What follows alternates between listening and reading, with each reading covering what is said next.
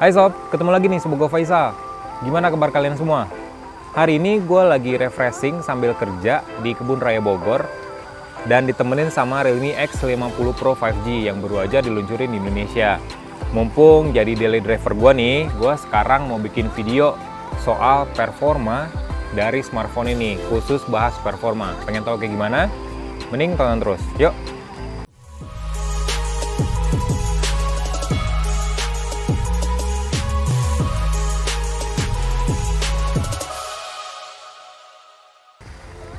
Sebelum kita bahas soal performanya, yakni benchmark dari Realme X50 Pro, kita bahas sedikit dulu soal spesifikasinya sob. Jadi smartphone ini udah pakai prosesor Snapdragon 865 yang udah didukung pastinya sama modem 5G.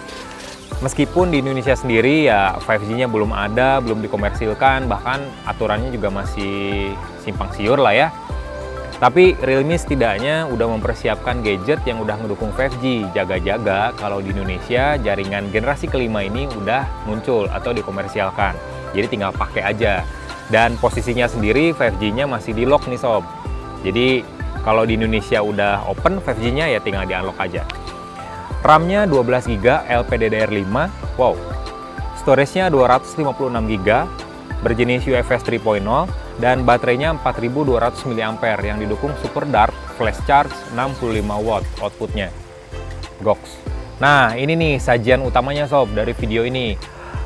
Kita bahas dulu soal aplikasi yang gua pakai buat benchmark dari Realme X50 Pro ini. Ada Antutu Benchmark, ada 3D Mark, PC Mark, dan buat nguji baterai gua pakai battery lock dan juga salah satu fitur di PC Mark.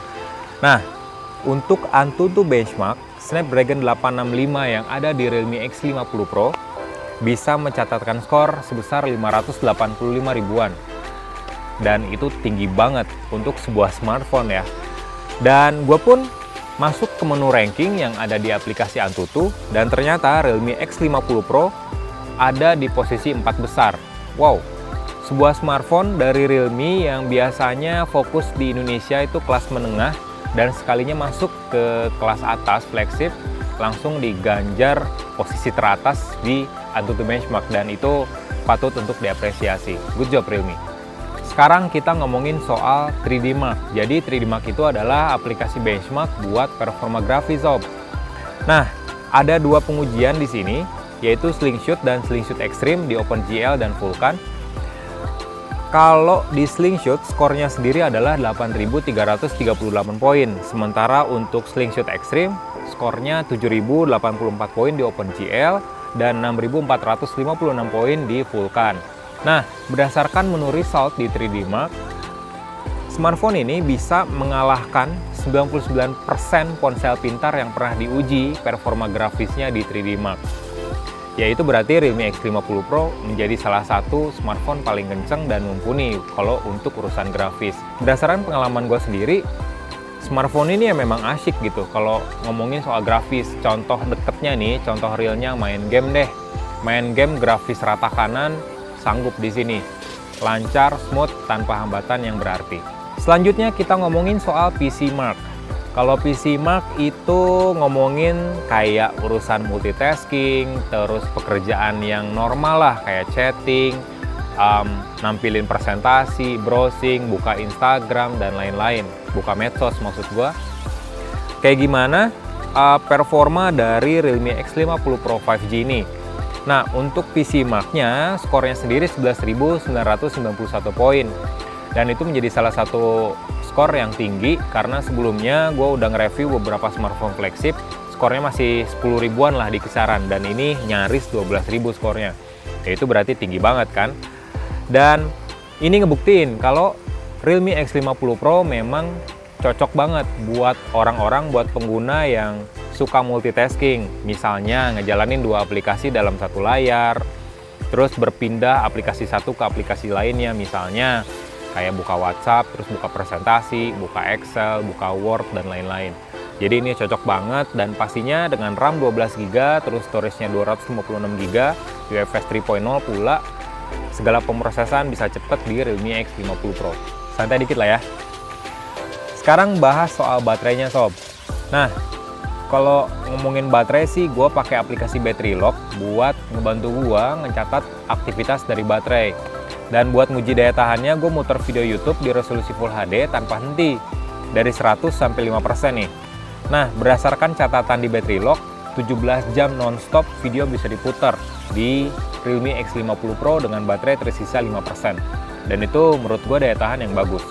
Sementara untuk ngecasnya nih, Super Dark Flash Charge 65 watt. Wah, ini goks banget sih kecepatannya.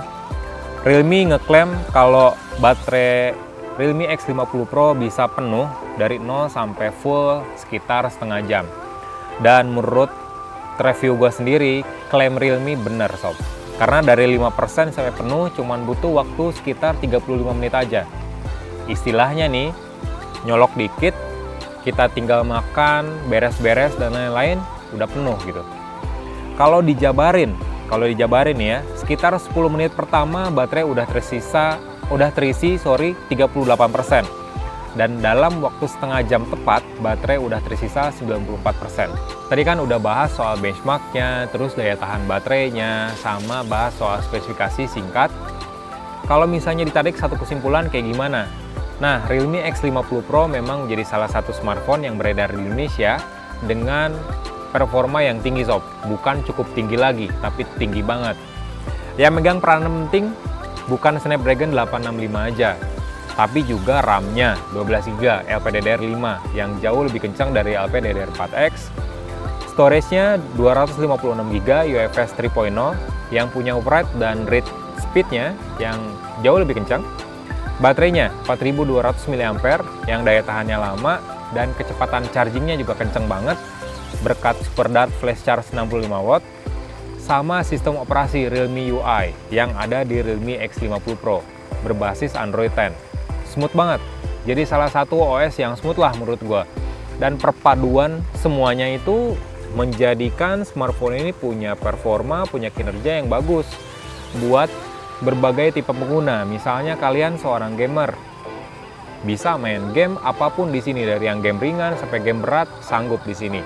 Terus juga orang yang sibuk, yang multitasking bisa juga di sini menjalankan dua aplikasi secara bersamaan atau bergantian, banyak aplikasi, nyatet presentasi, notulen dan lain-lain bisa di sini. Terus juga yang mainstream user bisa pakai Realme X50 Pro. Cuman ada beberapa kekurangan yang gue rasakan. Salah satunya sih kalau menurut gue ya, kekurangan yang minor sih, tapi ini cukup ngeganggu, adalah nggak ada micro SD. Andai bisa micro SD di sini, ya gue bisa lebih bebas untuk masukin banyak game, masukin banyak data buat diolah atau dibuka di sini dan lain-lain. Mungkin itu bisa jadi saran buat Realme untuk produk selanjutnya. Nah, itu aja video review performa dari Realme X50 Pro. Semoga bermanfaat buat kalian semua, khususnya kalian Sobat Telset yang lagi nyari HP baru, flagship, yang baru aja beredar di Indonesia, dan Realme X50 Pro bisa menjadi salah satu pilihan buat lo semua. Like videonya, kasih komen, share jangan lupa, subscribe channel Telset TV, follow Instagram Telset ID, terus ikutan komunitas Telset dengan daftar via WhatsApp yang ada di kolom deskripsi. Tungguin video-video selanjutnya. Gue Faisal, non sob.